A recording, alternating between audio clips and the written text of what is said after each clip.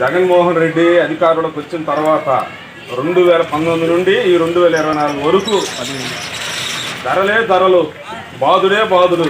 ఇవాళ ధర రేపు ఉండదు, రేపున్న ధర ఎల్లుండి ఉండదు. మనకి గుండెపోటు వచ్చినా తప్పించుకుంటున్నాం, కానీ జగన్ పన్ను పోట్లు, ధరల పోట్ల వల్ల తప్పించుకోలేకపోతున్నాం.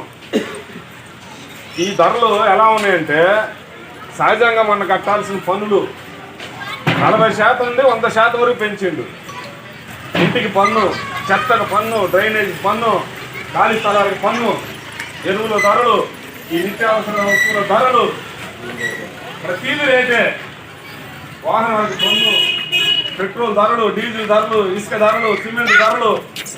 ఈ రకంగా చూసుకుంటే సంవత్సరానికి సంక్షేమ పథకం పేరుతో 20,000 30,000 ఇస్తే, ఈ పెరిగిన ధరల వల్ల, ఈ పన్నుల వల్ల సంవత్సరానికి సుమారు 1,00,000 నుండి 1,50,000 వరకు ప్రతి కుటుంబం నుండి, అదే వ్యాపారాలు అయితే 5 లక్షల వరకు ఈ పన్నుల రూపంలో ఈ జగన్ ప్రభుత్వం లాగేస్తుంది.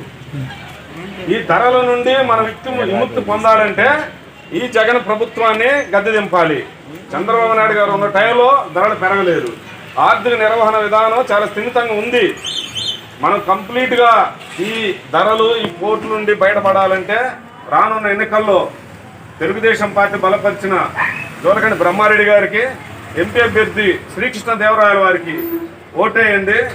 మనం పూర్తిగా అన్ని సమస్యల నుంచి బయటపడతామని మీకు